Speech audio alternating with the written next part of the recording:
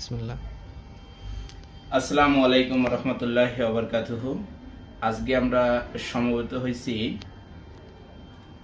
আমাদের একটা শিশু, ওর নাম হচ্ছে মিরাজ হোসেন রামিম। ওর বাবার নাম মিতু শামসুদ্দিন, মায়ের নাম মোসাম্মদ রাশেদা। ও এখন বর্তমানে যে স্থানে লেখাপড়া করতেছে, যে মাদ্রাসায়, আলিপুর চৌরাস্তা, বেগমগঞ্জ, নোয়াখালী, মাদ্রাসার নাম হচ্ছে রহমানিয়া মাদ্রাসা। তো আমাদের এই শিশুটা হচ্ছে ইতিম। আমাদের নবী করিম সাল্লাল্লাহু আলাইহি ওয়াসাল্লাম ইতিম ছিলেন, এই জন্য ইতিমদের প্রতি আমাদের ভিতর থেকে একটা কষ্ট চলে আসে। ইতিম বাচ্চাকে দেখলে ওর মাথায় হাত বুলে দিলেও সাদেকা সব, সেই ক্ষেত্রে আমরা ইতিমদের প্রতি একটু বেশি দুর্বল। তো আমাদের ফাউন্ডেশনের নাম হচ্ছে ইতিম সহায়তা ফাউন্ডেশন। এই সমস্ত ইতিম বাচ্চাদেরকে নিয়ে আমাদের কার্যক্রম। এই বাচ্চাগুলা অন্যান্য বাচ্চাগুলোর সুবিধা পায়, বাবা থাকে, মা থাকে, বাবা মার ভালোবাসা পায়। তো এই ইতিম বাচ্চাগুলো পায় না। বাবা মা না থাকলে এদের লেখাপড়া যেমন হয় না, তেমনি আদর যত্নটাও পায় না, ঠিক মতো বেড়ে উঠতে পারে না। সেই জন্য আমাদের এই ফাউন্ডেশনটা এই সমস্ত বাচ্চাগুলোর কিভাবে লেখাপড়া করে বড় করা যায়, সমাজে অন্যান্য বাচ্চাদের মতো কিভাবে বেড়ে উঠতে পারবে, লেখাপড়া করে স্বাভাবিক জীবনযাপন করতে পারবে, অন্যান্য বাচ্চাদের মতো সব ধরনের সুযোগ সুবিধা নিয়েই কার্যক্রম করার ফাউন্ডেশনটাই হচ্ছে আমাদের এই ইতিম সহায়তা ফাউন্ডেশন। তো সেই লক্ষ্যে আমাদের কাজ, আমাদের এই কাজকে আল্লাহ তাআলা কবুল করুক, আল্লাহর সন্তুষ্টির উদ্দেশ্যের জন্য আমাদের এই কাজ। তো আমরা এই ইতিম মোহাম্মদ মিরাজ হোসেন রাহিমের দায়িত্ব নিচ্ছি। আজ তারিখ হচ্ছে 28/2/2025। এই তারিখ থেকে ওর দায়িত্ব ইতিম সহায়তা ফাউন্ডেশন গ্রহণ করতেছে ইনশাআল্লাহ। আল্লাহ তাআলা যেন আমাদেরকে তৌফিক দান করে। এই মিরাজ হোসেন রামিমকে আমরা আমাদের ফাউন্ডেশনের সহায়তা দিয়েই আমরা ওকে স্বাবলম্বী করে তুলতে পারি। সব সেট দিয়ে স্বাবলম্বী বলতে বোঝাচ্ছি লেখাপড়ার সেটটা, লেখাপড়া ঠিক মতো করতে পারে, 8-10 জন ছেলের মতো সেও প্রতিষ্ঠিত হতে পারে লেখাপড়া করে, সেই লক্ষ্যটাকে বোঝাচ্ছি। তো এই পর্যায়ে আমাদের শ্রদ্ধেয় সাদেকা ফান্ডের সভাপতি মোহাম্মদ আশরাফুজ্জামান ভাইকে ওনার আমাদের এই কার্যক্রম সম্পর্কে বলার জন্য অনুরোধ করতেছি, যে আমাদের এই কার্যক্রমটা কীরকম হচ্ছে। আসলে আমাদের ফুল একটা গাইডলাইন ওনার কাছ থেকে আশা করতেছি, কিভাবে করলে আমরা এই বাচ্চাগুলোর ভালো যত্ন নিতে পারবো, ভালোভাবে প্রতিষ্ঠিত করতে পারবো।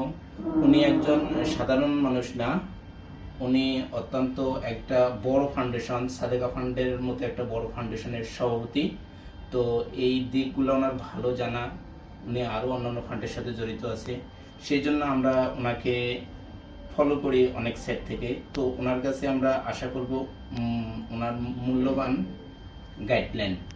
তো আসসালামু আলাইকুম ওয়া রাহমাতুল্লাহি ওয়া বারাকাতুহু। আলহামদুলিল্লাহ, আমি ধন্যবাদ জানাই শাহিন ভাই আপনাকে, আসলে এই মহতি একটা কাজের সাথে আমাকে সম্পৃক্ত করার জন্য।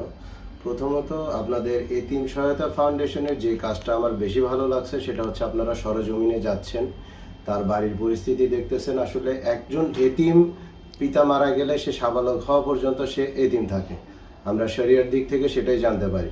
কিন্তু এতিম হলেই যে সে অসহায় হয় তা না, এতিম হলেই যে সে পড়াশোনার সামর্থ্য থাকে না তা না, এতিম হলে পারে তার যে সাহায্য লাগে তা না।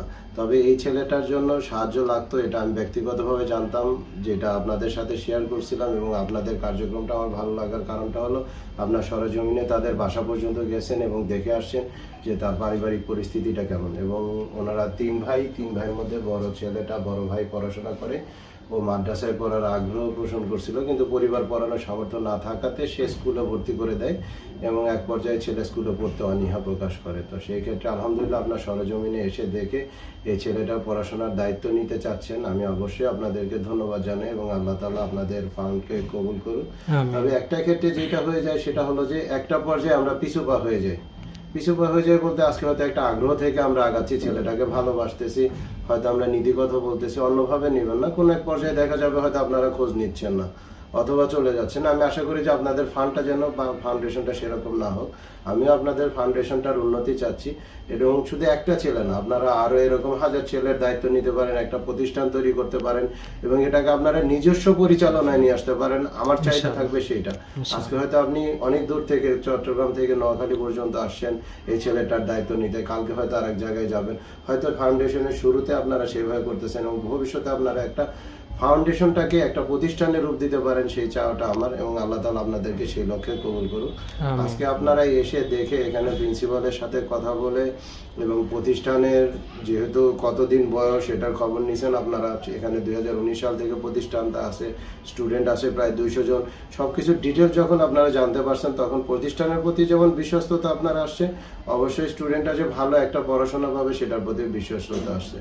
তো আশা করি আপনারা এই বাচ্চাটার খবর রাখবেন এবং পড়াশোনা কেন্দ্রিক যে খরচগুলো লাগবে অবশ্যই যারা ভিডিও দেখছেন তারা এটিএম ফাউন্ডেশনকে সহায়তা করে ছেলেটার পড়াশোনা মাসিক যে খরচটা আছে, পাশাপাশি ওর আনুষঙ্গিক কিছু খরচ থেকে যায়, এগুলো আমাদের এখানে মাদ্রাসার মুতামিমদের সাথে কথা বলে আমরা এই খরচগুলো দেওয়ার চেষ্টা করব।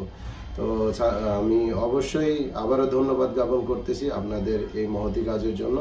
আগামীতে আপনারা অবশ্যই এই কাজগুলো যদি সরজমিনে সবাইকে দেখে এভাবে করতে পারেন তাহলে আমি বলবো যে আপনাদের ফাউন্ডেশনটা আরো অনেক দ্রুত চলে যাবে। কারণ এখন এতিমদেরকে নিয়ে অনেকে অনেকভাবে চিন্তা করে, অনেকে চিন্তা করে হুজুর এটাকে ব্যবসায়িক প্রতিষ্ঠান হিসেবে তৈরি করছে, এতিম